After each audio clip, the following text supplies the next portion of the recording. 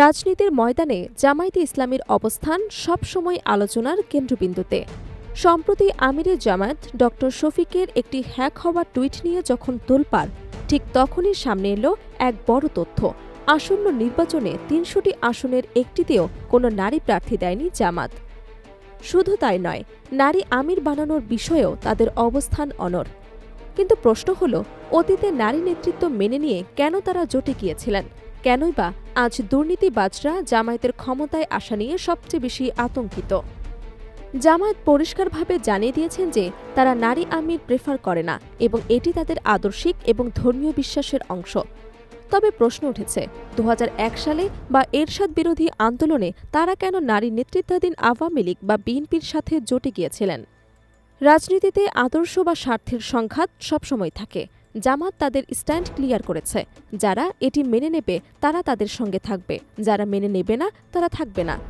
৩০০ আসনে নারী প্রার্থী না দেওয়ার বিষয়টিও তাদের দলীয় ইচ্ছারই প্রতিফলন। আওয়ামী লীগ, বিএনপি এবং জামাত এই তিন দলেরই কিছু ফিক্সড ভোট আছে, যা পৃথিবী উল্টে গেলেও নড়বে না। কিন্তু ৫ই আগস্ট পরবর্তী পরিস্থিতিতে আসল ফ্যাক্টর হয়ে দাঁড়িয়েছে ৪ কোটি নতুন তরুণ ভোটার। এই তরুণদের চোখের সামনে তাদের ভাই বন্ধুরা শহীদ হয়েছে। তারা জুলাই বিপ্লবের চেতনা ধারণ করে। এই প্রজন্ম কোনো চাঁদাবাজ বা দুর্নীতিবাজকে ভোট দেবে না। ফলে যারা মনে করছে তাদের মাঠ এখনও দখলে আছে, তারাই এখন সবচেয়ে বেশি আতঙ্কে রয়েছে।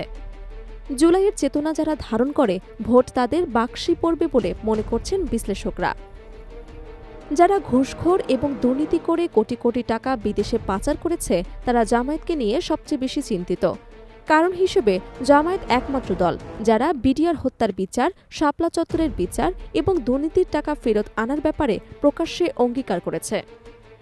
জামায়াতে ইসলামীর এই নারী নেতৃত্বাধীন ৩০০ আসনের রণকৌশল কি নির্বাচনের জন্য বড় বাধা হয়ে দাঁড়াবে, নাকি তরুণদের জুলাই বিপ্লবের চেতনা তাদের ক্ষমতায় নিয়ে আসবে? সেটি এখন দেখার বিষয়।